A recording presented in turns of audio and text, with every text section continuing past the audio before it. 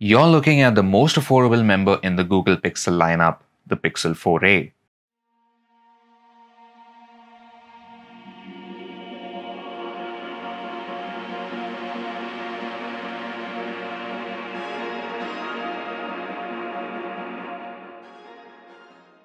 Considering the disappointing launch price of the Pixel 3a and Google's decision to not launch the Pixel 4 last year, or even the Pixel 5 and the Pixel 4a 5G this year is once again quite sad.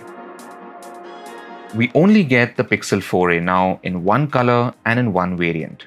Speaking of choice, there is no Pixel 4a XL either. Now thankfully, the Pixel 4a is priced aggressively this year at 31,999 rupees. And since it is a Pixel, you know it is camera focused. So is this new Pixel 4a worth your money? And has Google done enough this year to get people interested in its smartphone line again? Let's find out.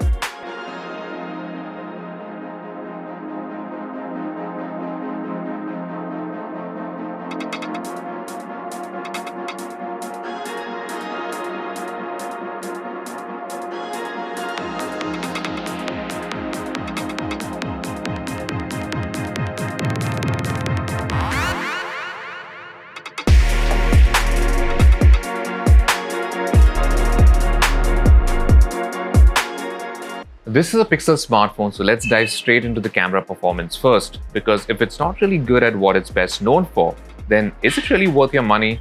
Now, the Pixel 4a has the same single front and rear cameras just like the Pixel 3a with a very similar resolution as well. And while I would have loved an additional wide-angle camera at the back, it isn't there yet.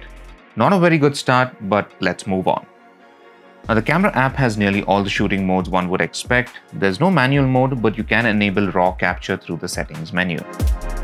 Now, while the hardware isn't particularly impressive, the Pixel 4a still manages to deliver some stunning looking photos. I mean, just take a look at these.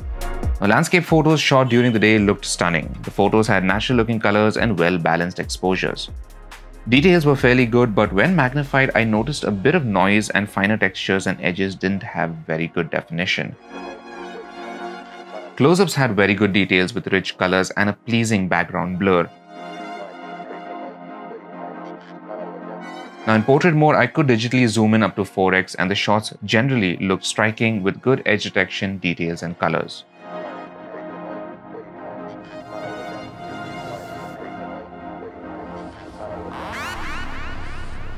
The Pixel 4a did an equally good job with low-light photos. Even without night sight, images looked clean with minimal noise, colors were vivid and details were well defined. Now, night sight helps correct the exposure a bit, and in very dark scenes, it can make an impactful difference. As for the front camera, the Pixel 4a doesn't disappoint here either, delivering some really good shots. Selfies shot in daylight pack in very good detail, and thanks to the wide field of view, you can get quite a bit of the background in the frame. Portrait mode works well here for selfies too. Now in low light, night sight makes a big difference to the type of photos you can capture. When used in combination with the screen flash, the results are even better. Last but not least, video performance. The Google Pixel 4a can shoot up to 4K video at 30 FPS. Now, during the day, I found the quality and stabilization to be very good. Videos captured with the selfie camera are also electronically stabilized. Even in low light, video quality is pretty decent with good exposure and a tolerable amount of shimmer when you walk about. Now, I really wish Google had put an ultra wide angle camera at the back, as that would have made the setup kind of perfect. But even so, I think overall the Pixel 4a still delivers some consistent and reliable performance. Now, if you've been enjoying this video so far, don't forget to subscribe to our channel and also hit that bell icon so you're the first to be notified whenever we have a new video.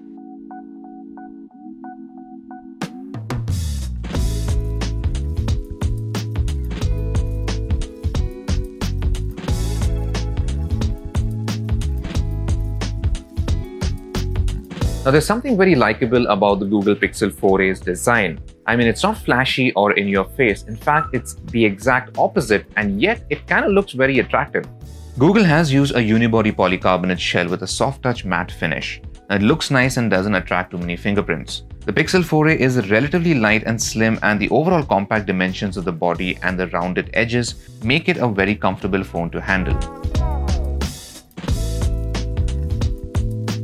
Now, before delving in about the other details of the phone, let's take a look at how much of an upgrade it is over the Pixel 3a. The Pixel 4a gets an improved processor, more RAM and storage, a slightly bigger battery, and a large 5.8-inch OLED display. All this at a much lower launch price. Now, coming to performance, the Google Pixel 4a uses a Qualcomm Snapdragon 730G SoC, which is not the most powerful SoC in this price segment, but it's good enough. You get 6GB of LPDDR4X RAM and 128GB of storage, which again are fairly adequate. There's no wireless charging or IP rating, but you do get stereo speakers. The relatively powerful hardware combined with Google's lean software makes the usage experience wonderful. Unlocking the phone with a fingerprint sensor is quick, the interface is snappy, and the always-on display is great for peeking at the time or unread alerts. Google Assistant is speedy too, be it transcribing what you just said or fetching results. The Pixel 4a unfortunately misses out on a higher refresh rate display, as even 90Hz would have made the experience even better. Gaming was also enjoyable. Now, everything from simple titles such as Mars to heavier ones such as Call of Duty Mobile ran smoothly. I didn't feel any heating issues either, other than the side of the frame getting a bit warm. Gracing the front is a 5.8-inch Full HD Plus OLED display with support for HDR10 playback and is made using Corning Gorilla Glass 3 for scratch protection. Now, another thing to point out here is Google has thankfully ditched the massive bezels of the previous generation for much narrower ones on the Pixel 4a. The borders around the display are still a bit thick, but the good part is that they are symmetrical, and in return you get a balanced viewing experience. Watching content also looks great, colors are vivid, blacks are deep, and text is generally sharp. The screen gets very bright too, but whites look a bit murky even at full brightness. Now, since this is an OLED display, you might think that it has an in-display fingerprint sensor like many other phones in this segment as well.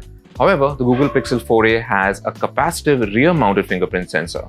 Now, trust me, this isn't a big deal, as the fingerprint sensor works very well and can be used to pull down the notification shade with a swipe gesture. However, there is no option for face recognition on the Pixel 4a. As for endurance, you get a 3140 mAh battery, which is a modest capacity by 2020 standards. This is not a 2-day battery life phone for sure, but it did get me through one full day with medium to light usage, which I think is still acceptable. Now, in terms of software, the Google Pixel 4a can be updated to Android 11, and if you've used any Pixel smartphone before, then you know what to expect. The interface is completely clean with no bloatware and just the essential Google apps pre-installed. There's a personal safety app from Google which lets you set up emergency contacts, etc. There's also a Pixel Tips app to help first-time Pixel users get acquainted with their smartphone. Now, apart from all of this, Google has also incorporated some basic gestures which can be found in the Settings app. You can enable gestures to quickly access the camera, silence an incoming call, etc. Being a Pixel phone, Google also offers a minimum of 3 years of OS and security updates. So, should you buy the Google Pixel 4a? Well, unlike last year's Pixel 3a, the Pixel 4a isn't crippled too much in terms of processing power. It features a good enough SoC as well as enough RAM and storage to offer decent gaming performance. And battery life might not be as good as what the competition achieves, but despite its small capacity, you should expect this phone to last nearly a full day on average. Now, at the time of this review, the Google Pixel 4a is selling for a promotional price of around 30,000 rupees online, which is slightly lower than its retail price of 32,000 rupees. Now, even at this price, I think that it's still a great smartphone for anyone looking to capture good quality photos and video. So that's been my review of the Google Pixel 4a. Let me know what you think about this phone in the comments below. And as always, for all things tech, log on to gadgets360.com.